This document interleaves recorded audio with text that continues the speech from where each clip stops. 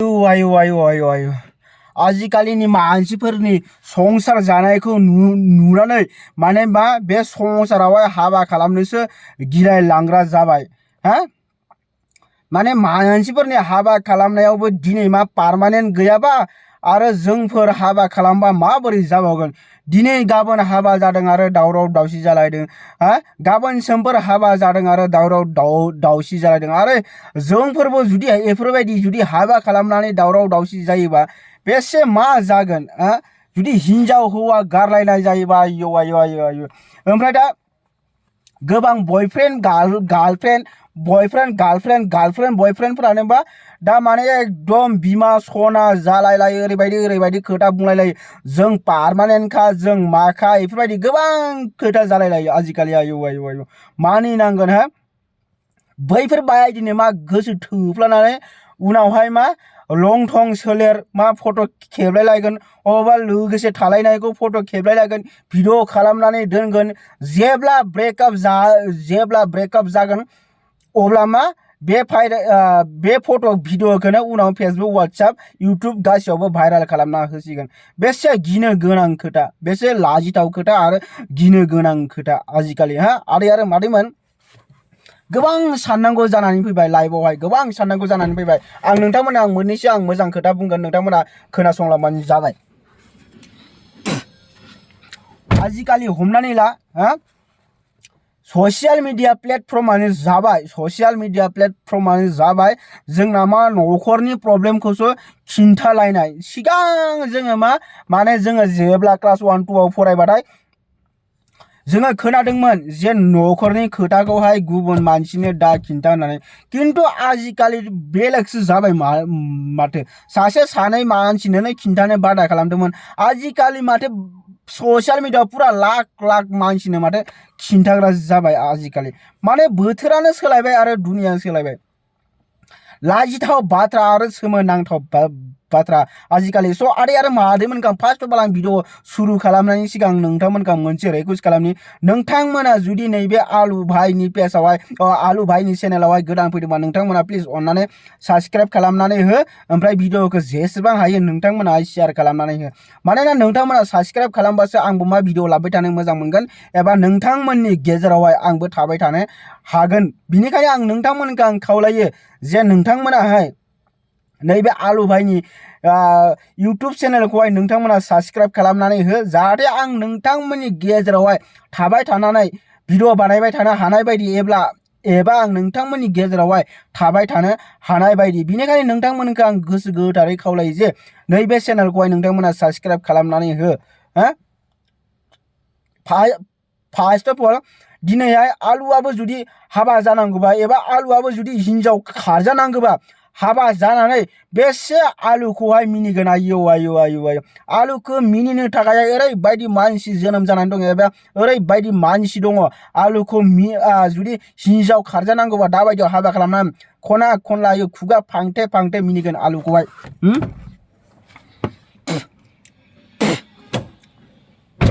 खुगा फांथे माने ओरैबायदि मिनिगोन आरो माने लासिं माने ओंखारनो हाखानाय नङा आलुआहाय दाबायदियावहाय ओरैबायदि खोथा ओमफ्राय आदै आरो मादैमोनखौ आं मोनसे रिक्वेस्ट खालामनि नोंथांमोनाहाय जुदि आलुनोहाय फिसाजो हरनो गोसो दङबा नोंथांमोनाहाय हरनो हागोन बिखुनजोमोन एबा बिहावसोमोन दिनैहाय आलुनाहाय गोसोथोनाय गैया दिनैहाय आलुआहाय सिंगोल माने गोसोथोनायानो गैया आरोना ओमफ्राय सिख्लाफोरखौबा आं बुंनि मोजां मानसिखौ सिख्लाफोरा मालाबाबो गोसोथोनो रोङा मालाबाबो मोजां मानसिखौहाय गोसोथोनो रोङा दिनैहाय आलुआहाय जुदि गाज्रि मानसि जानायमोनबा दिनैहाय आलुजोंहाय बेसे गार्लफ्रेन्ड थागौमोन किन्तु दिनै मा आलुआ मोजां मानसिखाय दिनैहाय आलुजों सासे गार्लफ्रेन्ड एबा आलुआहाय सासे मोजां मोननाय सिख्ला माने गैजाया दिनैनि दिनावहाय जुदि आलुआबो जुदि बैफोरबायदि लांफां जुदि मानसि जानायमोनबा आलुनावबो मेरला गार्लफ्रेन्ड थाबायमोन बिनिखायनो मेगन खानाफोर दङ मेगन खानाफोर माने मा बुंगोन दा बे मेगन खानायानो बुंनांगोन मेगन खानाफ्राहाय दिनै मा आलु बायदि सेंग्राखौहाय दिनै नायसननो रोङाखै दिनैहाय आलुआहाय बेसे मोजां दिनैहाय आलुआहाय बेसे मोजां बेसे अनखावरि बेसे अनो किन्तु मा दिनैहाय आलुआहाय माने गोसोथोनायानो गैया दिनैसिम गोसोथोनाय गैया। बिनिखायनो आं बड'लेण्डनि आदै मादैमोनखौ आं खावलायो जुदि नोंथांमोना जुदि ओमफ्राय आदै मादैमोनखौबो खावलायगोन ओमफ्राय सिख्लाफोराबो खावलायगोन जुदि सिख्लाफोराबो मोजां मोननाय गैयाबा नैबे आलुजोंहाय फैनो हागोन। आलुआ अनगोन नोंखौ हाजासे अनगोन ओरैबायदि अनगोन ना आलुहाय ओरैबायदि अननानै खिन्थागोन पुरा बे बड'लेण्डआवहाय हिस्टरि थालायलायगोन एबा जारिमिन थालायलायनाय खालामगोन जे बेफोरबायदि उमुक उमुक नामनि सेंग्रा सासे दंमोन बियो मा हाबा खालामनानै हिनजावखौ ओरैबायदि अनदोंमोन एबा ओरैबायदि सुखुआव दोनदोंमोन ओरैबायदि गोजोन संसार जालांदोंमोन गथ' गथाय खांनानैहाय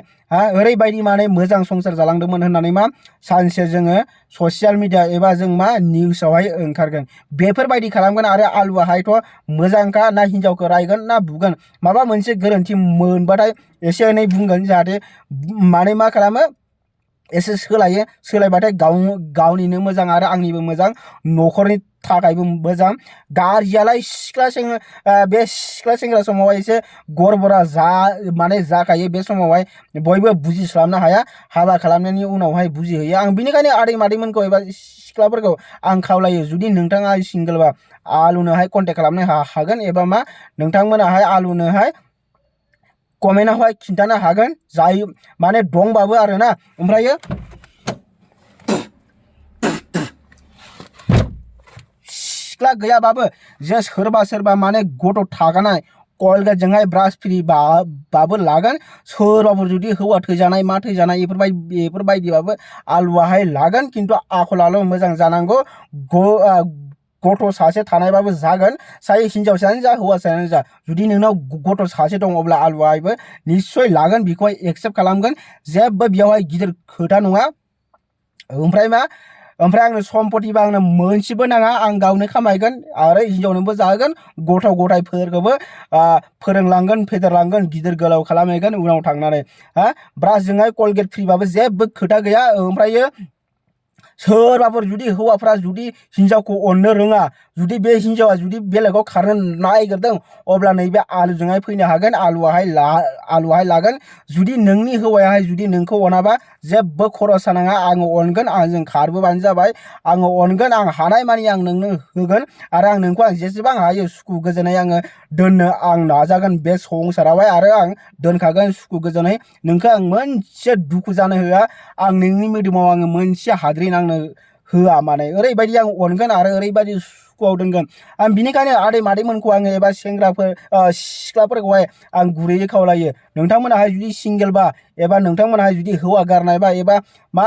माने नोंनि हौवायाहाय जुदि नोंखौ रायबाय थायो टर्चार खालामबाय थायो सानफ्रामबो अब्ला नैबे आलुजोंहाय फैनो हागोन आलुआ नोंखौ डेफिनेटलि एक्सेप्ट खालामगोन जेबो खोथा गैया मिथिबायना। बिनिखायनो नोंथांमोनाहाय जुदि सोरबाफोर दंबा कमेन्ट सेक्सनाव खिन्थाबानो जाबाय। स' आदै आरो मादैमोनखौ एबा सेंग्रा सिख्लाफोरखौ आं रिकुवेस्ट खालामो नोंथांमोनाहाय नैबे आलु बाय चेनेलखौहाय साबस्क्राइब खालामनानै हो ओमफ्राय नैबे भिडिअखौ एसे शेयार खालामनानै हो जाहाथे आंबो गार्लफ्रेन्ड मोननाय बायदि एबा हिनजाव मोननो हानाय बायदि नोंथांमोनखौ आं खावलायो जेसेबां नैबे भिडिअखौ अननानै शेयार खालामनानै हो। ओमफ्राय आं जेबो खोथा बुंदों नोंथांमोनखौ आं भिडिअ जेबो खोथा बुंदों बियो ट्रु ओरैनो नङा बियो ओरैनो जक नङा बियो हस्सा खोथा। बिनिखायनो आं नोंथांमोना जुदि सोरबाफोर दंबा जायखिजाया नोंथांमोना आं कमेन्ट सेक्सनाव खिन्थानानै हो आं नोंथांखौ कन्टेक्ट खालामगोन बिनिफ्राय आङो हाबाखौ धुमधामनो आङो गाजा गोमजायै खालामगोन आरो मादैमोन नोंथांमोना भिडिअखौ नायनायनि थाखाय थेंक इउ आरो नैबे चेनेलखौ साबस्क्राइब खालामना हो आरो नैबे भिडिअखौ शेयार खालामनानै हो आरो जुदि सोरबाफोर जुदि सिंगोल दंबा आलुनो खिन्थाबानो जाबाय हाबा जानायबाबो खोथा गैया फिसाय गारनायबाबो खोथा गैया नैबे आलुहाय एक्सेप्ट खालामगोन आरो थेंक इउ स' माच लाभ इउ अल अफ इउ।